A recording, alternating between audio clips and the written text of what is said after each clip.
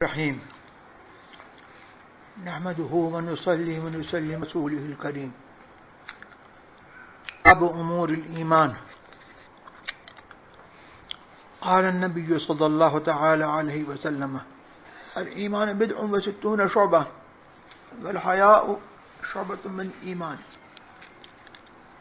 قال النبي الكريم.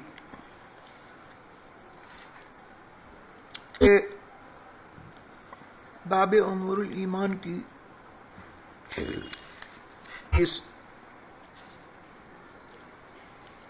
حضرت امام بخاری رضی اللہ تبارک و تعالی عنہ نے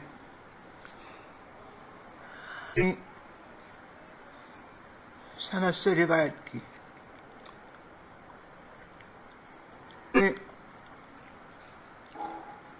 مخرج حدیث منتہا سند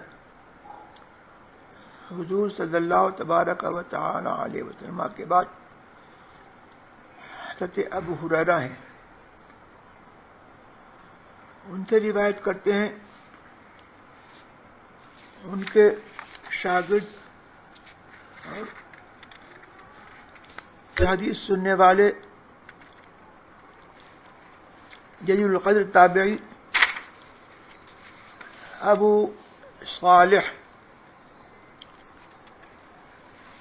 زمان سمان زیات مدنی رضی اللہ تعالی عنہ. بخاری نے ان کی کنیت ذکر کی ہے اور ان کا لقب سمان ذکر نہیں کیا ہے. دوسری جگہ پر ان کے لقب کے ساتھ بھی ان کو یاد کیا ہے. یہ حضرت ابو ہریرہ کے شاگرد اور تابعی تھے اور ان سے بہت سارے ائمہ کبار نے روایت کی ہے اور انہوں نے حضرت ابو ہریرہ رضی اللہ تبارک عنہ سے حدیث روایت کی اور ان کا لقب سمان یعنی گھی فروش اور زیات یعنی تیل فروش، یہ دونوں ان کے پیشے تھے. اور یہ بصرہ گھی پہنچانے کا کام کرتے تھے اور ساتھ ساتھ بڑے عالم اور جلیل القدر محدث بھی تھے. ان کے بعد ان سے روایت کیا وہ کون ہے؟ عبداللہ ابن دینار. عبداللہ ابن دینار قرشی عدبی مدنی. یہ عمر ابن دینار کے بھائی ہیں. ان کی کنیت کیا ہے؟ ابو عبد الرحمن مولا ابن عمر. ابو عبد الرحمن اور ابن عمر رضی اللہ تبارک و تعالی عنہ کہ یہ آزاد کردہ غلام ہیں. ان کے مولائے عتاقت ہیں. اس وجہ سے یہ عدبی ہیں اور قرشی ہیں اور مدنی ہیں. اس کے بعد ان سے روایت کیا ابو محمد او ابو ایوب سلیمان ابن بلال القرشی التیمی المدنی. ابو محمد سلیمان ابن بلال قریشی. ان کی دو کنیت ہیں، ابو محمد یا ابو ایوب. سلیمان ابن بلال قریشی تیمی مدنی نے. ان کے بعد روایت کیا ہے عامر ابن ابو عامر عبد الملک ابن عمر ابن قیس عبد الملک ابن عمر ابن قیس العقدی البصری. پھر ابتدائی سند میں ہے ابو جعفر عبداللہ ابن محمد ابن عبداللہ ابن جعفر ابن یمان الجعفی جی البخاری المسندی اور المسندی ان کا لقب ہے. تو اس لحاظ سے یہ پوری کی پوری سند جو ہے وہ مدنی ہے، ان سوائے دو حضرات کے، ایک ابو جعفر عبداللہ الجعفی المسندی اور دوسرے ابو عامر العقدی. ان کے علاوہ پوری سند جو ہے یہ مدنی ہے. اور ابو جعفر عبداللہ ابن محمد ابن جعفر ابن یمان، یہ صرف تنہا امام بخاری نے ان سے روایت کی ہے، ان کے علاوہ کسی اور نے ان سے روایت نہیں کی. یہ تو اور اس میں تابعی نے تابعی سے روایت کی ہے، یعنی ابو صالح تابعی ہیں، ان سے روایت کی عمرو بن دینار نے. اس طرح سے یہ سند کے متعلق. اب ذرا سند پڑھیے. جی حدثنا عبداللہ بن محمد قال حدثنا ابو عامر العقدی قال حدثنا سلیمان بن بلال عن عبداللہ بن دینار عن ابی صالح عن ابی ہریرہ رضی اللہ تعالی عنہ عن النبی صلی اللہ تعالی علیہ وسلم قال الایمان بضع وستون شعبہ والحیاء شعبۃ من الایمان. ہم سے حدیث بیان کی حدثنا عبداللہ بن محمد حدثنا عبداللہ ابن محمد، ہم سے بیان کی عبداللہ ابن محمد نے، انہوں نے کہا ہم سے حدیث بیان کی ابو عامر العقدی ابو عامر عقدی نے، قال حدثنا سلیمان بن بلال انہوں نے کہا کہ ہم سے حدیث بیان کی سلیمان بن بلال نے، عن عبداللہ بن دینار وہ روایت کرتے ہیں عبداللہ ابن دینار سے، عن ابی صالح وہ روایت کرتے ہیں ابو صالح سمان دیات مدنی سے، عن ابی ہریرہ رضی اللہ تعالی عنہ اور وہ روایت کرتے ہیں حضرت ابو ہریرہ رضی اللہ تبارک و تعالیٰ عنہ سے. وہ روایت کرتے ہیں نبی علیہ السلام نے کہ حضور نے فرمایا کہ الایمان بضع وستون شعبہ، ایمان 67 اور ایک روایت میں 77 شعبے ہیں. والحیاء شعبۃ من ایمان، اور حیا ایمان کا ایک عظیم شعبہ ہے. حدیث کی مطابقت اس باب سے اور اس باب کی مطابقت باب اول سے یہ ہے کہ امام بخاری رضی اللہ تبارک و تعالی عنہ نے باب یہ باندھا تھا کہ ایمان قول اور فعل کا نام ہے، اور ایمان میں زیادتی اور کمی ہوتی ہے.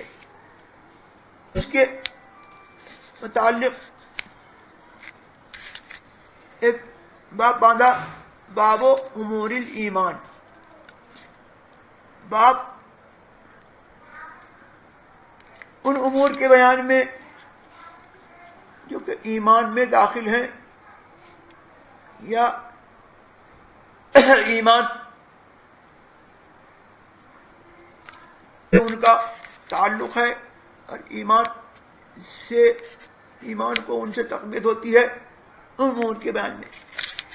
اب اس باب کی مناسبت سے یہ حدیث لے کر کے آئے تو یہ حدیث پہلے باب سے اور اس باب سے متعلق ہے کہ حضور نے فرمایا کہ ایمان کے اتنے اتنے شعبے ہیں، اور حیا ایک عظیم شعبہ ایمان کا ہے. شعبہ سے مراد یہاں پر خصلت ہے، اور ویسے شعبے کا اطلاق شاخ پر ہوتا ہے اور قبیلے پر ہوتا ہے. اس شعبے کا اطلاق فرقت پر اور الفت دونوں پر ہوتا ہے. یعنی شعبہ از قبیل ازداد ہے. فرقت کے معنی بھی بولا جاتا ہے اور فرقت کی ضد یعنی اتفاق کے معنی میں بھی شعبہ کا اطلاق آتا ہے. اور اسی سے جو ہے شعوب قبائل کے لیے آتا ہے اور مختلف اس کے اطلاقات ہیں. یہاں پر حضرت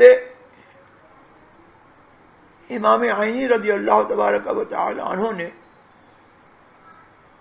یہ فرمایا کہ ایک روایت میں آیا کہ 60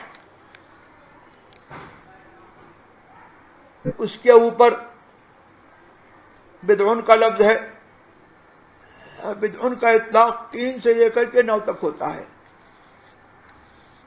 اور صاحب عین نے کہا کہ بدعن کا اطلاق 7 پر ہوتا ہے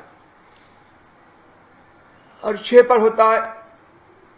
تو حدیث کا حاصل یہ ہوا کہ 66 یا 67 اور دوسری روایت کے اعتبار سے 76 یا 70 ایمان کے شعبے ہیں. تو اب کیا یہ حقیقت عدد مراد ہے؟ کیا ایمان کے شعبے اتنے ہی ہیں، اس سے کم یا زیادہ نہیں ہیں، یا مراد یہ ہے کہ ایمان کے شعبے بہت ہیں؟ بہت سے لوگوں نے یہ کہا کہ اس سے مراد تکثیر ہے، یعنی ایمان کے شعبے بہت ہیں اور حقیقت عدد مراد نہیں ہے. اور امام عینی رضی اللہ تبارک و تعالی عنہ نے یہاں پر یہ ذکر کیا کہ شعب ایمان میں بہت سے محدثین نے اور علماء نے تصنیفیں کی. ان میں مشہور تصنیف حضرت امام بیہقی کی ہے شعب الایمان. انہوں نے اس حدیث کی روشنی میں شعب الایمان کو احادیث سے الگ الگ ثابت کیا کہ ایمان کے یہ سب شعبے ہیں. امام عینی رضی اللہ تبارک تعالی عنہ نے شعب ایمان 77 کیسے ہیں اس کی تفصیل اس طرح سے بتائی کہ ایمان نام ہے تصدیق بالقلب کا اور اقرار باللسان کا اور عمل بالارکان کا. ایمان میں 3 چیزیں ہوئیں، تصدیق بالقلب، اقرار باللسان اور عمل بالارکان. تو کچھ شعبے پہلے جس سے متعلق ہیں، یعنی تصدیق بالقلب سے متعلق ہیں، اور کچھ دوسرے سے جن کا تعلق زبان سے ہے، اور کچھ شعبے وہ ہیں جن کا تعلق اعمال جوارح سے ہے، یعنی تیسری سے جس سے. اور فرمایا کہ جو پہلے جس سے متعلق ہیں وہ 30 ہیں. ان میں سب سے اول اللہ رسول کو ماننا ہے اور حشر کا نشر کا اعتقاد رکھنا، اور اسی سے متعلق ہے الحب فی اللہ، یعنی کسی سے محبت ہو تو اللہ رسول کی وجہ سے ہو، والبغض فی اللہ، اور اگر کسی سے محبت ہو بغض ہو تو اپنی رشتہ داری کے لحاظ سے نہیں یا اپنی ذاتی دنیاوی وجہ کے لحاظ سے نہیں بلکہ دین کے لیے. اور دین میں جب کسی سے نفرت ہوگی تو وہ نفرت جو ہے وہ اللہ و رسول ہی کے لیے ہوگی. یعنی اللہ و رسول نے جس سے نفرت کے لیے کہا اس سے نفرت، اللہ و رسول نے جس کو مبغوض جانا اس کو مبغوض جانے، اور اللہ و رسول نے جس کو دشمن جانا اس کو دشمن جانے، اور اللہ و رسول نے جس کو محبوب جانا اس کو محبوب جانے. یہ بھی ہمارے قلب سے ہے اور اسی میں نبی صلی اللہ تبارک و تعالی محبت سب سے اوپر. اور ان ہی کی محبت انہی کی محبت سے ہے، اور انہی کے لیے انہی کے وسیلے سے ان کے صحابہ کی محبت، اہل بیت کی محبت، ائمہ مجتہدین کی محبت، علماء عاملین کی محبت، اولیاء کاملین کی محبت، اور مسلمانوں کا آپس میں ایک دوسرے سے محبت کرنا، یہ سب. اور زبان کے سے جو متعلق ہے کہ زبان کو اللہ کے ذکر سے، حمد سے، استغفار سے، صلاۃ علی النبی، نبی صلی اللہ تبارک و تعالی درود کے ساتھ زبان کو رطب اللسان رکھے، اور زبان کو گھناؤنی، گندی اور نازیبا باتوں سے بچائے، لغو اور بیہودہ باتوں سے بچائے. یہ سب شعبے جو ہے وہ زبان سے متعلق ہیں. اور اس کے علاوہ جو افعال جوارح ہیں وہ بہت ہیں، جن کو انہوں نے 40 گنا اور 30 وہ 70 اور 7 بتائے زبان سے، جو 77 ہیں. ان کی تفسیر امام عینی نے فرمائی جو اس مختصر مجلس میں جن کا احاطہ نہیں ہو سکتا. اب کچھ حضرت امام ابو ہریرہ رضی اللہ تبارک و تعالی عنہ کے متعلق میں عرض کر دوں کہ حضرت امام ابو ہریرہ رضی اللہ تبارک و تعالی عنہ امام المحدثین ہیں، اور سب سے زیادہ سرکار سے روایت کرنے والے حضرت ابو ہریرہ رضی اللہ تبارک و تعالی عنہ ہیں. اور ان کے نام میں جس قدر اختلاف ہے کسی اور صحابی کے نام میں اتنا اختلاف نہیں. یہاں تک کہ 30 نام ان کے بتائے گئے ہیں. ان میں مشہور ترین نام عبداللہ یا عبد الرحمن ابن صخر، اور ان کا قبیلہ دوسی، مقام دوس کے رہنے والے ہیں اور یمنی ہیں. اور قبیلہ ان کا ازدی ہے، یعنی ازد شنوءہ جو ایک قبیلہ ہے اس کے لوگ بہت لمبے ہوتے ہیں، اس سے یہ تعلق رکھتے ہیں. اور یمن میں جو ایک قبیلہ ہے یا مقام ہے دوس، وہاں سے تعلق ہے. تو یہ ازدی، دوسی، یمانی، ثم المدنی، پھر یہ مدنی ہیں. اس لیے کہ ہجرت کر کے حضور سرور عالم صلی اللہ تبارک و تعالی علیہ وسلم کی خدمت میں حاضر ہوئے. اور ان کی ماں حضور کی دعا سے اسلام لائیں. اور اپنا واقعہ بیان کرتے ہیں کہ نشأت یتیماً وہاجرت مسکینا وکنت اجیرا لبسرا بنت عثمان فزبدني الله منها فالحمد لله الذي جعل الدين قواما وجعل ابا هريرة اماما. کہتے ہیں کہ میں جب چھوٹا تھا تو میں یتیمی کی حالت میں کہ باپ کا سایہ اٹھ گیا تھا میں پروان چڑھا, تربیت میری ہوئی, اور میں نے ہجرت جب کی سرکار کی طرف تو مسکین تھا, نادار تھا, میرے پاس کچھ نہیں تھا. پھر ہوا یہ کہ بسرا بنت غزوان ایک عورت تھی, میں اس کے ہاں اجیر تھا, اس کا خادم تھا. اللہ نے میری شادی اس سے کرا دی. تو اللہ کے لیے حمد ہے جس نے دین کو میرے لیے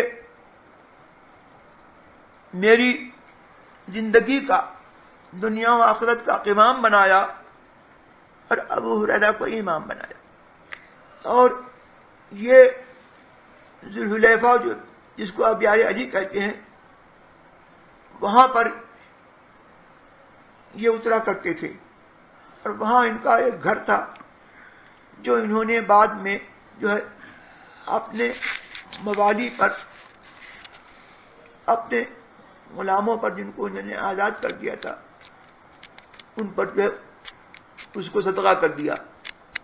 اور خود یہ سرکار کی خدمت میں ایسے رہتے تھے کہ خود بیان کرتے ہیں کہ انصار اور مہاجرین اپنی کھیتیوں میں, اپنی تجارتوں میں ہوتے تھے, اور ان کو فرصت نہیں ہوتی تھی.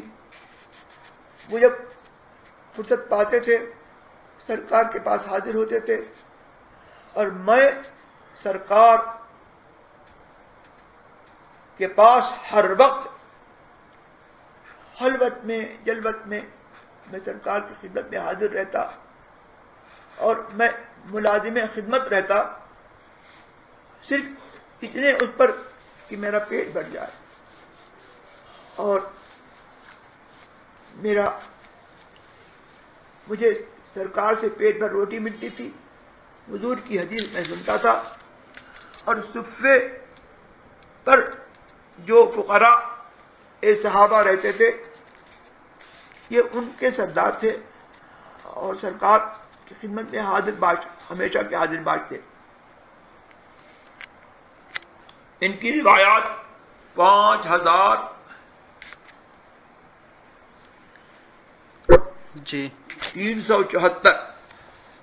ہیں, جن میں سے 325 پر بخاری و مسلم نے اتفاق کیا ہے.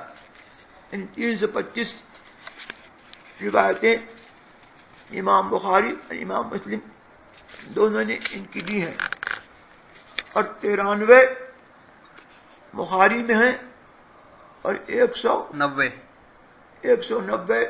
حدیثیں جو ہے امام مسلم نے ان کی روایت کی ہیں.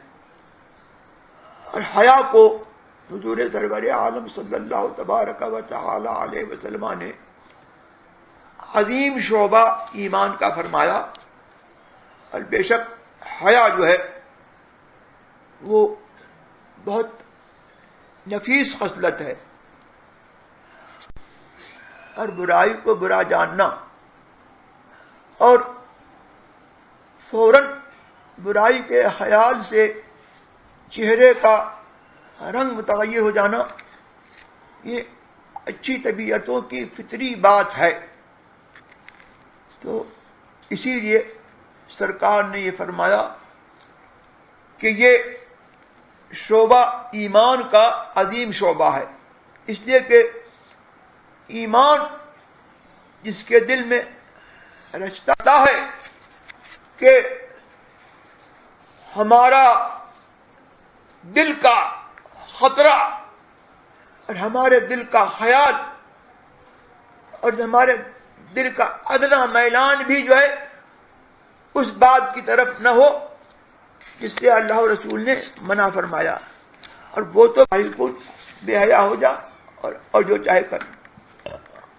اور حیا انسان کے لیے یہ اتنی اچھی بات ہے کہ اللہ تبارک و تعالی کے ناموں میں بھی حی ہے. اور اللہ تبارک و تعالی نے جو ہے اس کہ اللہ تعالیٰ کے قرآن میں اس مادے کا ورود اللہ کے قرآن میں ہوا. ان اللہ لا یستحیی ان یضرب مثلا ما بعوضۃ فما فوقها. اور غالباً حدیث میں ہے کہ ان اللہ لا یستحیی من الحق. اللہ حق بیان کرنے سے حیا نہیں فرماتا. اللہ حیا نہیں فرماتا کہ سمجھانے کے لیے کوئی مثال بیان کرے، مچھر کی ہو یا دنات میں اور خساست میں، اسے ہی بڑھ کر کے کوئی چیز ہو. تو یہ حیا جو ہے اللہ تبارک و تعالیٰ نے قرآن کریم میں اس کا اطلاق اللہ نے اپنے حق میں فرمایا. لیکن اللہ کے حق میں جو الفاظ مشترک ہیں ان میں قاعدہ یہ ہے کہ بندوں میں کے حق میں جو مراد ہوگا وہ اللہ کے حق میں مراد نہیں ہوگا. بندوں کے حق میں تغیر اور انکسار یہ حقیقتاً اس کا معنی ہے، یہ مراد ہے. لیکن اللہ تبارک تعالیٰ تغیر سے اور انکسار سے پاک ہے. تو یہ لفظ متشابہات میں سے ہے، اور متشابہات میں قاعدہ یہ ہے کہ جب اس کی حقیقت اللہ اور رسول کے لیے نہ بنے تو پھر اس کو اس کے ظاہر پر نہیں رکھا جائے گا، اور اس کی حقیقی مراد اللہ کے ثبوت اور اس کے ظاہری معنی سے اللہ کو منزہ مانیں گے. تو یہاں بھی ظاہری معنی سے اللہ منزہ ہے، حقیقی مراد کیا ہے وہ اللہ جانے. البتہ سمجھنے کے لیے یہ ہے کہ جیسے انسان کو جب حیا لائق ہوتی ہے تو وہ برے کاموں کو چھوڑ دیتا ہے، برے کو برا سمجھتا ہے. اسی طور پر اللہ کے حق میں جو یہ لازم مراد ہے، یعنی ترک قبائح. اور بندوں سے جو ہے وہ بری چیزوں کا صدور جو ہے وہ اللہ تبارک و تعالیٰ کو ناپسند ہے، اور اس کو یہ پسند ہے کہ اچھی باتوں سے بندے متصف ہوں، اچھی باتوں سے آراستہ ہوں. اس حدیث میں امام بخاری رضی اللہ تبارک و تعالی عنہ نے تحدیث اور عنعنہ کو جمع کیا ہے. جیسے کہ اگلی حدیث میں تحدیث، اخبار اور عنعنہ تین چیزیں تھیں. یہاں پر تحدیث یعنی کہا، تین جگہ کہا حدثنا حدثنا حدثنا، اور پھر تین جگہ کہا عن فلان عن فلان عن النبی. یہ بتانے کے لیے کہ امام بخاری کے نزدیک حدثنا اور عن فلان اور اخبرنا کی صرف ایک ہی معنی میں ہے. اللہ تبارک و تعالی حضور سرور عالم صلی اللہ تبارک و تعالی علیہ وسلم کا سچا ادب جو حیا کا ایک عظیم شعبہ ہے، ان کا ادب، ان کے اہل بیت کا ادب، صحابہ کا ادب، اور ان سے جو چیز نسبت رکھتی ہے اس کا ادب، اور اولیاء کرام کی سچی محبت اور اچھی باتوں کی محبت اور بری باتوں سے نفرت، یہ سچے طور پر جو یہ سچا معنی حیا کا ہے، اللہ تبارک تعالیٰ ہم سب کو اس سے آراستہ فرمائے. وآخر دعوانا الحمدللہ.